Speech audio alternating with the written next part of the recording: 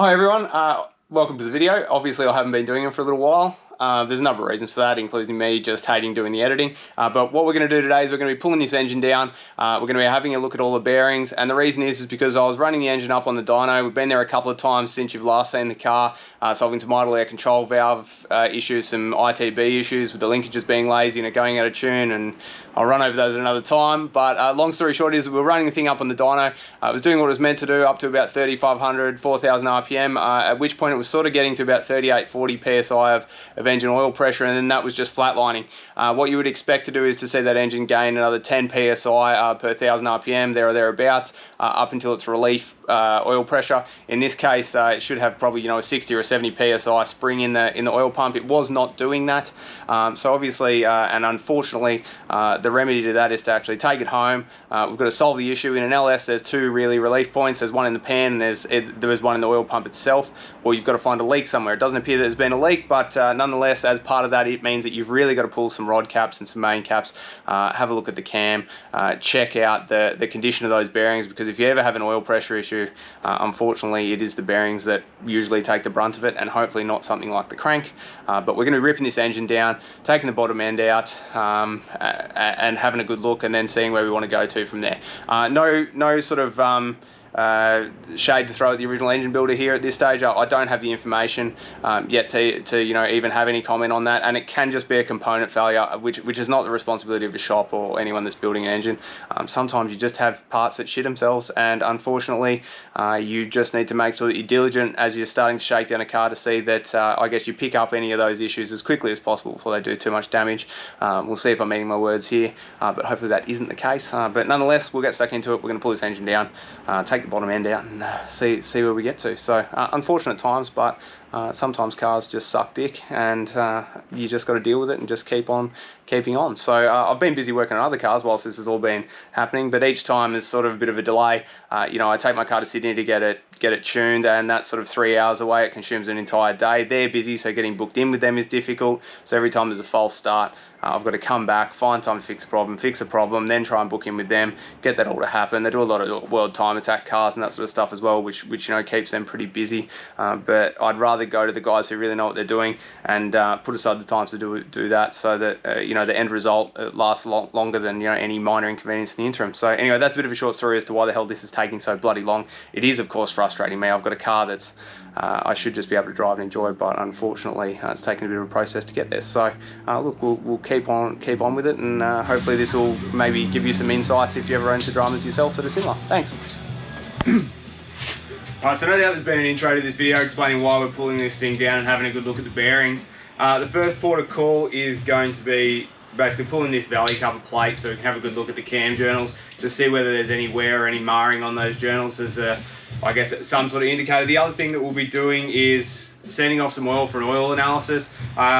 These are available I think in the US for Blackstone Labs, they do it, but in Australia Newlon do these for about $45 per kit. Doing it as a once-off will obviously give you an idea if you're going to have anything majorly catastrophic that's happened, but you can also give yourself a pretty decent baseline. You might not do it every oil change, but depending on the usage you can sort of do it every few times, and it'll give you a good idea about any particular bearing wear or any signs of stuff like over-fueling, your piston rings are starting to go, you'll end up with far too much fuel in the oil, that sort of stuff. Which is quite a good thing. We're going to cut the oil filter open like I did last time when I pulled the motor. Just have a good look, run a magnet over it, see whether there's any debris in that. Other than that, really the only other thing we can do is just check cam clearances. We'll be having a look at the bottom end at the rod and main cap bearings, just to have a look and see whether there's any marring to those bearings. Obviously it's not something I want to be doing, but facts are facts. Sometimes things just don't go the way that you want, and this thing isn't going to fix itself. So we don't know how long this oiling issue has existed for. I don't know whether the engine was run in and it was an issue then. I don't know whether there's a relief in the pan on an LS as well as one from the oil pump. If the relief that exists in the pan in this, perhaps that pan wasn't fitted for running it on the dyno. I don't know, and maybe now that is an issue. But that's why we just need to look through this. Obviously, one option would be to send this back to the engine builder. Typically, I've sort of found with building cars, one of the hardest things is actually just getting stuff involving other people and sort of having them reliably give the stuff back to you. And that's I'm not casting any dispersions against the guys who built this engine for now. I just know that if I've done it myself and looked at it myself, I have certainty that it's fixed, and I'm not relying on anyone else in terms of turning this thing around and getting it done. If this isn't fixed up and built and running normally and back on the dyno as soon as possible, then that's all on me. So as I say, what we're going to do is we're going to start to just run through this stuff, pulling it all apart, and I guess we'll go from there. Now I'll give you a bit of a look here. If you're in Australia, you pretty much every workshop in the world always had this dodgy old yellow handle screwdriver.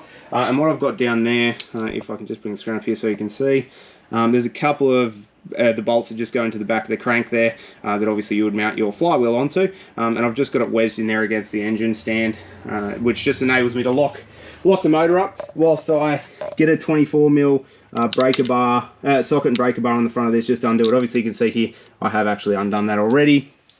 I do also like to just, it probably doesn't matter on this, but I've just marked the crank relative to the front pulley here to basically just ensure that when I put it back on, I like to put things back in the same position. I mean, this does have timing marks, and I don't know whether they align those timing marks because LS engines like this are actually internally timed off the toothed wheel, and that's why you have the, let me walk around here.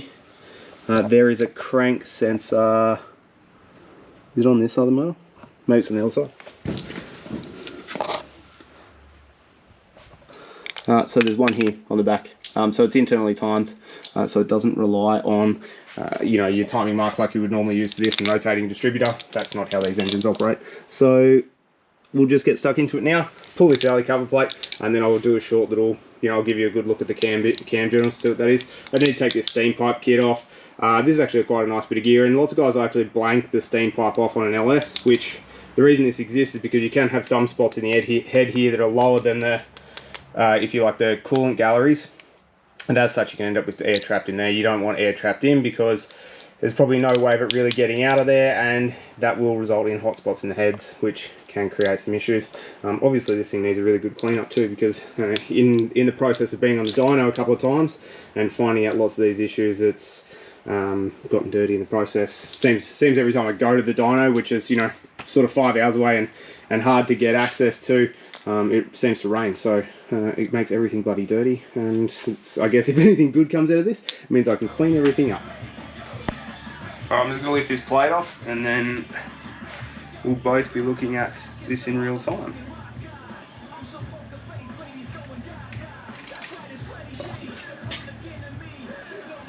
Always have a place prepared to put your shit when you pull it apart. Lessons learnt not by me.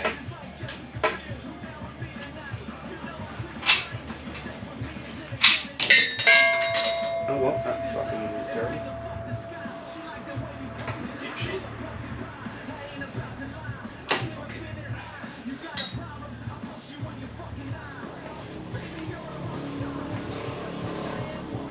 FYI, that's how that gasket goes. Fucking stay. Right. Good thing is, no debris. And it doesn't look, I mean, you can see where the cam followers have been. Actually, I'm trying to, is this light too much for this? Maybe I can just get in closer. Okay, if we look at the cam there, we can see that there's actually, is that going to help at all? It doesn't actually help much. It helps me. But basically you can see where the roller followers have been running, but otherwise it's pretty smooth. It's what you would expect there, I suppose. Obviously we can't see the whole section of the cam, but this does give us a good idea. There is a tiny bit of, like, you see the odd sort of little mark there, which is interesting because what happens is if you have any bearing material go through the engine, typically what you'll see is it will end up in one of these contact surfaces and actually be forced or embedded into the face of it. So there is a little, just like the odd little random mark there, when you can't feel it with your fingernail or even your finger, but it's not an ideal thing. That being said, that in any engine build, you will inevitably see a little bit of debris.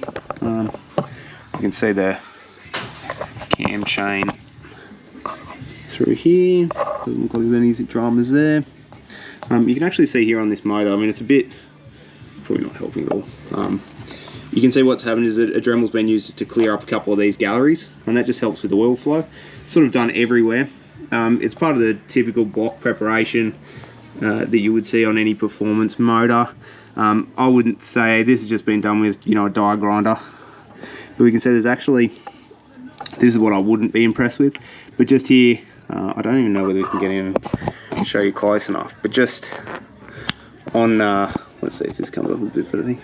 But on the trailing edge of this, where the die grinder's been, there's actually just a bit of feathering of the metal, which means there's a, you know, kind of some burrs and stuff like that exists there. You know, if I was building the motor myself, that wouldn't be acceptable.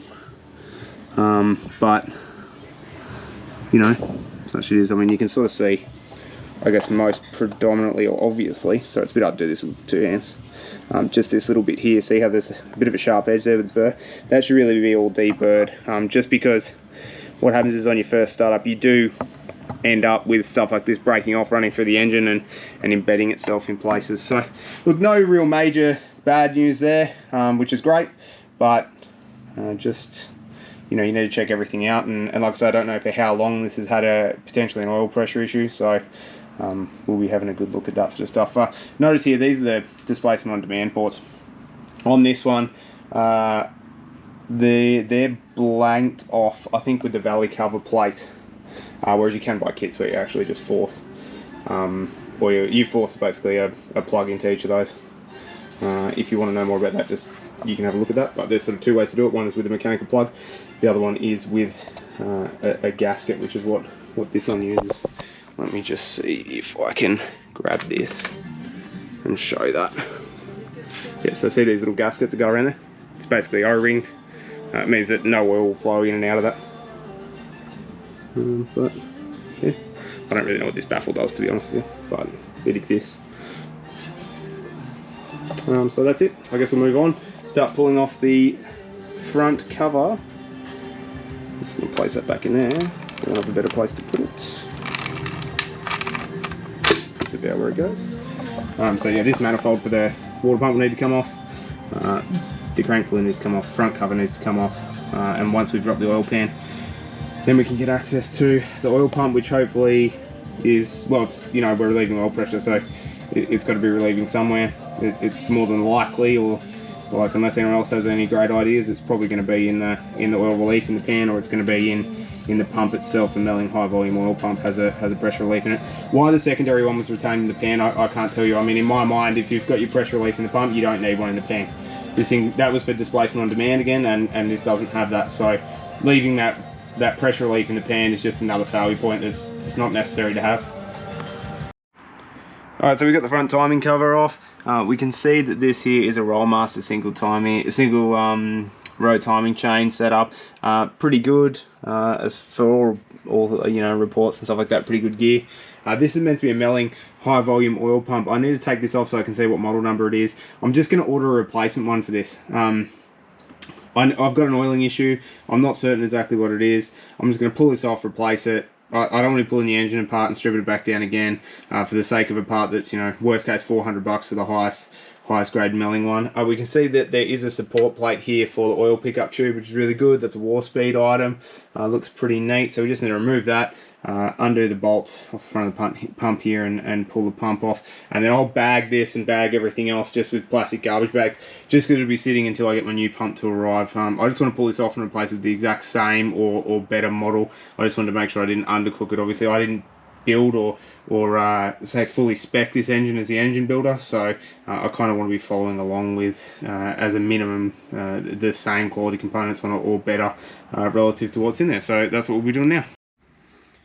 Alright, so we've pulled off that oil pump. We can see that that's the drive there that actually keys into this keyway here for the oil pump drive, and it sends it through this little gallery along the rail here back down out here, which goes to your your oil pump normally, but in my case it goes to the accu sump and also the remote oil reservoir. Then comes back in here and then up the back of the motor to the top end of the comes down.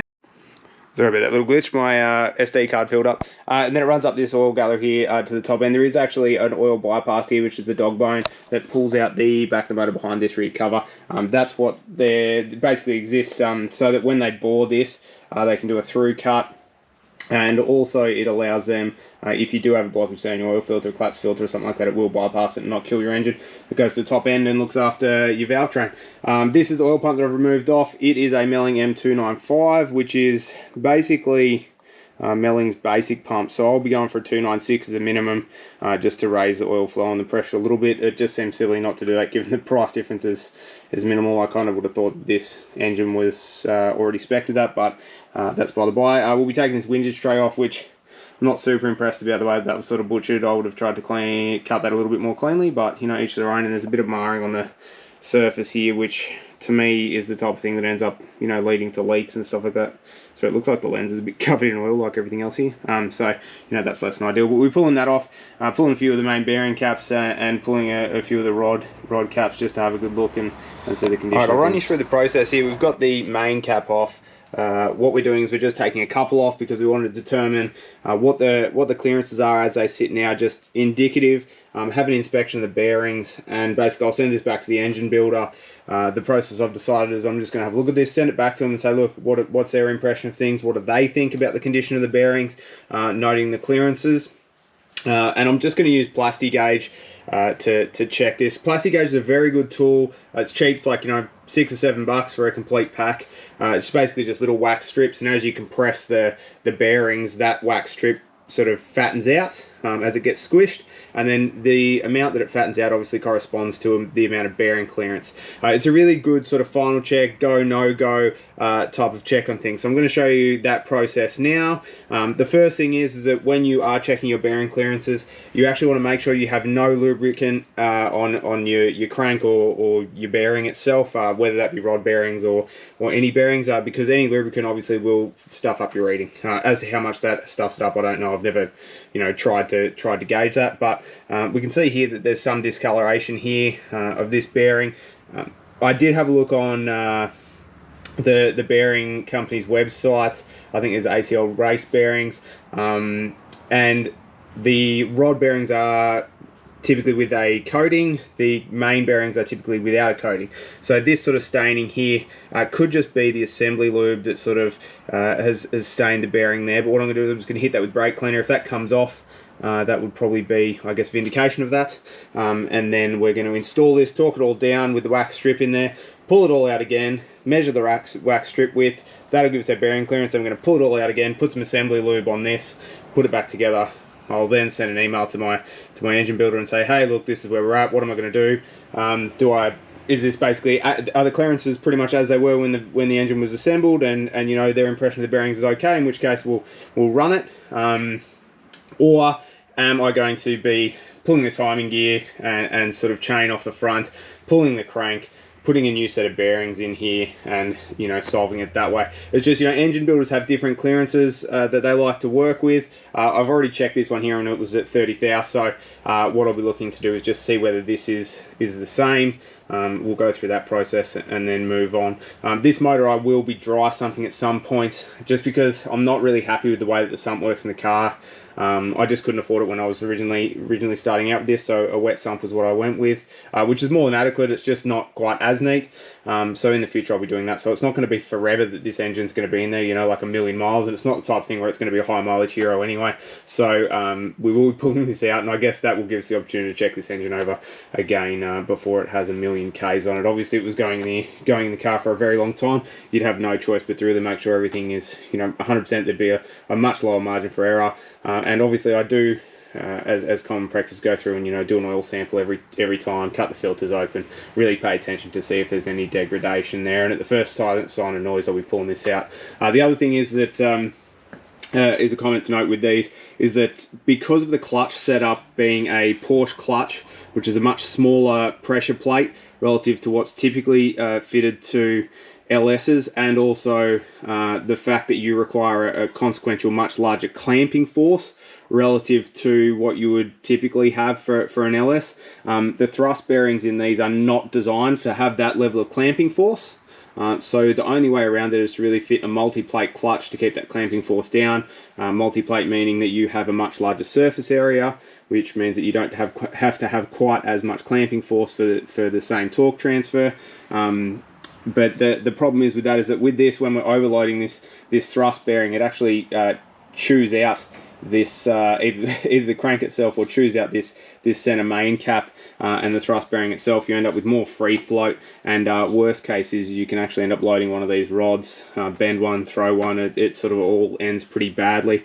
If you want to see an example of that, and basically I guess the person who is really testing things, running their car hard, and to their credit sort of, I guess, identified this as an issue and resolved it, you can head over and go to Driver Driven on YouTube, and you'll see his original Ultima, which he's rebuilt, that very sadly caught on fire at a racetrack because of that very reason. Anyway, look, I'm going to get into this. It's enough yapping. We're going to clean these up as a first pass with some brake cleaner, lay that wax strip in, and then we will get this thing assembled.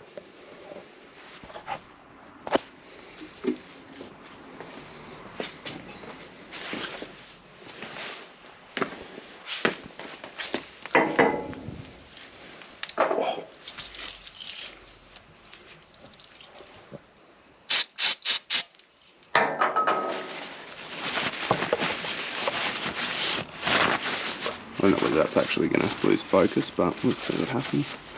Just a quick tip here, you pretty much want any surface that's actually a non-moving surface, you want to make sure it's clean. You shouldn't have any lubricant, there should be no assembly lube on any of that sort of stuff. It's only the ones where you generally have two mating surfaces that move relative to each other that you want to be making sure that you've hit with assembly lube or similar. So we've got that clean. What I'll do is I'm just going to spray some brake cleaner on that. The reason I have a glove on right now, which is not normally what I would do, is because I took a massive piece out of my hand, pulling one of these rod caps off. There's sort of a sharp edge, and consequently I enjoyed taking a huge portion of skin off. So yes, there's genuinely blood, sweat, and definitely tears that go into these builds, surprisingly. One good thing is, you can see on this crank journal, there's no marring whatsoever. If there's anything that you can see that looks like marring, all that is just some discoloration because the brake cleaner or some crap like that. So, alright, we can see that is not too bad. This one here is pretty clean. You can see that bearings actually looks in pretty good nick. There's some discoloration, but otherwise there's no major scoring. Just kind of looks like wear marks. I'm going to need to put this camera down and get some sort of way of mounting it up here so you can see this wax strip going in here and get a good look at what I'm doing there. So just let me do that. Okay, here's our, if that will focus, here's our Plastigage. Depending on what you want, what brand it is, it'll be what you call it. And if I can focus in here, you can see there's a tiny, let me see if I can get it back on. No, absolutely. Bastard thing.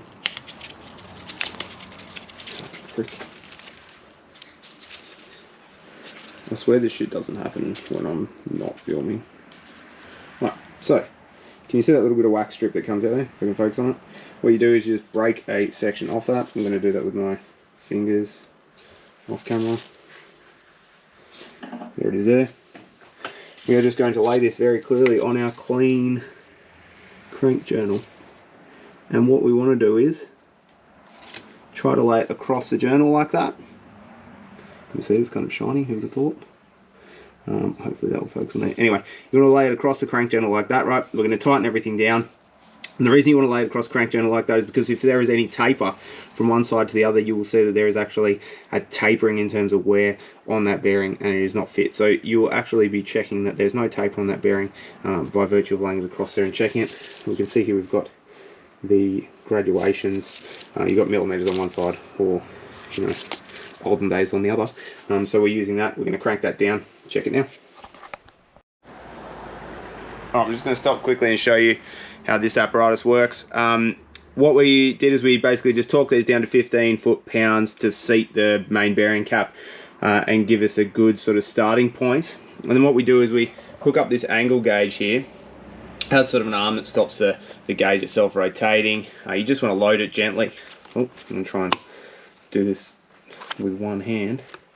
We rotate the gauge here. I like to just keep a bit of pressure so I can sort of get it neatly done. Rotate it around to 0 degrees there. Sorry, just going to use my other hand for a second. We can see that it's around at 0 degrees there. And then what we do is that arm stops it from spinning, and basically we go around to 80 degrees on the inner bolts, and we're going to go to 53 on the outer studs. And the reason that this is done rather than just using a standard torque rating is because this gives you, I guess, a greater degree of repeatability, and it means that you don't necessarily have any issues with calibration of different torque gauges, but torque wrenches rather. But the only thing that sort of gives you any variability there is just whether you have any lubricating compound on your threads. So in this case, you need to make sure you just get some, you know, ARP or whatever studs you're using or whatever you've got lying around the workshop, thread lubricant. And you will need to make sure that that is, just put a bit of that on each of these threads before you torque them down. Same thing for these rod bolts or any of this sort of stuff. You just need to make sure that you do have some lubrication on there that is kind of the specific lubricant. Alright, so we pulled the cap back off now. We can see here that most of the time, for whatever reason, we seem to talk in inches when we're talking about clearance. For a journal bit on this sort of size, what we're generally looking for is about that 25 thou. Is this fucking focused? Anyway, it's the two graduations. On the second graduation is the right of my thumb. Anyway, what we're found on the other one is that we're 30 thou, which is one directly adjacent to the right of my thumb. So we can see here on this journal, I'm hoping this is going to focus. Predictably, some of the Plastigage always end up on the main cap, some of it ends up here. Let's see where we get this focus. Oh yeah, that's about as good as we're probably going to get.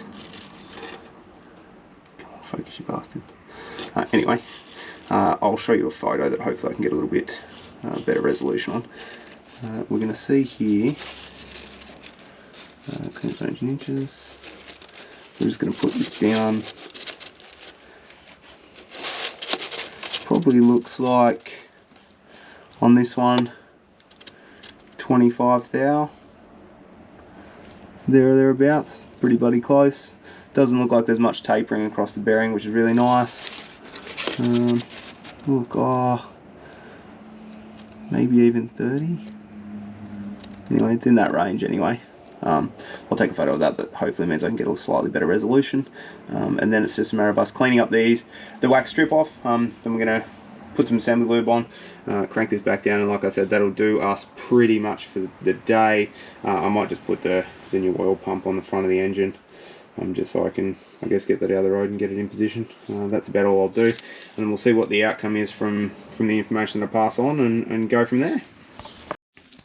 Well, I've got you just a couple of final things to, I guess, look over in this regard whilst we've got it here. Is each time I sort of do an assembly of an engine, the first thing I like to do is just really turn it over by hand and get a good feel, I guess, for whether there's any resistance there. You shouldn't find any resistance. Like, obviously you still have to drive the timing gear at the top of the motor, so there's going to be the valve train springs that you're working against in this case. But if you've just assembled a bottom end and there's no heads on the thing, it should be a really sort of nice, sort of just pretty resistance free turnover there. If you don't have that, that's something you really need to look at quickly and basically pull everything off and start again and be methodical. But what can happen is that you can end up with, you know, main caps in the wrong position. Maybe you got 3 on 1, whatever. So it is important, if you have disassembled it yourself, or even when you've just had it line board or whatever, that everything goes back in the exact same position that it was in. One thing that I don't mind that's been done on this one is, you can see this is actually numbered 1, 2, 3, 4, 5. They're all in the same orientation. Same with these rod bolts. They're only marked on one side, and you'll see that they basically can only go back, I guess, in the same position. It's unless you're not paying attention, that's the only drama that you're going to run into there. Being a stroker as well, one thing that we can see here is to just give you a good idea here about how far the pistons, I guess, come out of the bore. Let me see, we'll get one here. So this one here, you can see the skirt of the piston comes out quite a way, and that's where you'll see people talk about having issues where if too much of the skirt comes out of the bottom of that piston bore, you usually get piston rock. Some of that has to do with the geometry of your stroker crank relative to the piston. So if you end up with too much side load, and you'll see the pistons chew themselves out. So whereas in this case, I've actually said there's, you know, pretty minimal marking on any of these pistons. That is the timing gear on the back that you can see the sensor down there that the sensor picks up. This is a 58 tooth wheel. That's what they're talking about when you are speccing that. And I'm just going to try and find the missing tooth here, because every crackhead has a missing tooth, and that's it there. So that's how basically it determines where the motor is positioned. But yeah, just a couple of things I'll sort of just run over quickly there.